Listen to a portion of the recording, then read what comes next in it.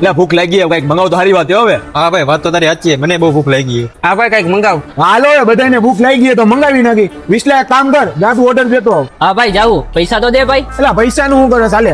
જા mobile scan કરતો હોય છે, જા બારકોડ. હા ભાઈ ઓર્ડર શું દેવો એ તો કે મને. અરે તું ઓર્ડર દેતો આવ ને, જાને તને મજા આવી લેતો આવજે. આપણી પાસે બહુ પૈસા. હા ભાઈ જાવું. A few moments later. હાલે ભાઈ ફોન 500 રૂપિયા બિલ થયું તો એ કરી દે આમાં. હા વાંધો નહીં, કરી નાખું હાલ ભાઈ.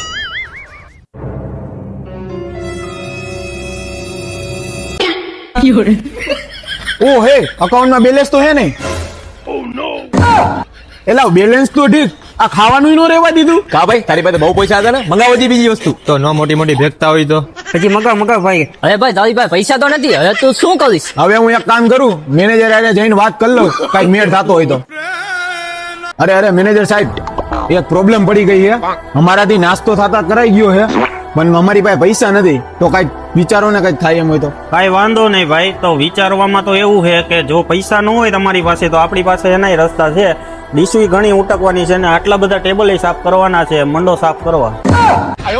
હા વાંધો નહીં, કરી નાખું હાલો. ભાઈ ખોટી હવા કરતા પેલા ખીચામાં પૈસા હે કે નહીં ચેક કરી લેવું. હું કાવાલ થાય.